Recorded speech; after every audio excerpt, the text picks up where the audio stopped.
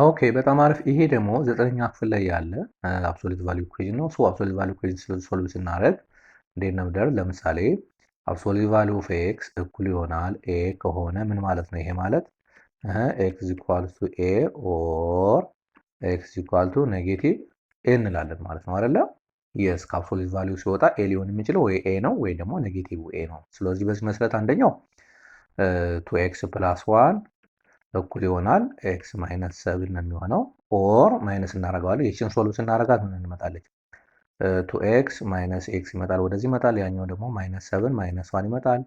ሶ ኤክስ ኢኳል ቱ ኔጌቲቭ 8 ይመጣል። ይሄ አንደኛው መልስ ነው። ኦር ቱ ኤክስ ፕላስ 1 እኩል ይሆናል ኔጌቲቭ ብለን ኤክስ ማይነስ 7 እንላለን ማለት ነው። ይሄ ማለት ቱ ኤክስ ፕላስ 1 እኩል ይሆናል 7 ማይነስ ኤክስ ይመጣል። ወደዚህ ሶልቭ ስናደርገው ይሄ 3ኤክስ ይመጣል። ወደዚህ ስናመጣው ያኛው ደግሞ 6 ይመጣል። ሶ ኤክስ ኢኳልስ ስንት መጣ? 2 መጣ ማለት። እሺ አሁን ዊ ኒድ ቱ ቼክ 2 እና ማይነስ ሶሪ አሁን ደግሞ ምንድነው ዊ ኒድ ቱ ቼክ 2 እና ማይነስ 8 መጥቷል።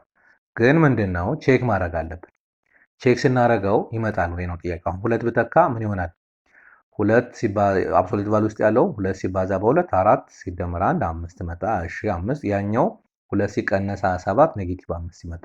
ግን ኔጌቲቭ 5 መጣ። አያችሁ ከአብሶሉት ቫልዩ ሲወጣ ደግሞ በምንም ታምር ኔጌቲቭ መሆን አይችልም። ስለዚህ መልሱ ምን ሆነ? አሁን ባጭሩ ኢምፕቲ ሴት መጣ ማለት ነው። ሶ ዘ አንሰር ኢዝ ዲ መጣ። ብዙ ጊዜ እንደዚህ አድርገን እንሰራና እንሳሳታለን። ቼክ ማድረግ አለበት። ስፔሻሊ አብሶሉት ቫልዩ ላይ በጣም ጥንቃቄ ይፈልጋል ማለት ነው። ስለዚህ መልሳችን ዲ ይመጣል ማለት ነው። በጣም አሪፍ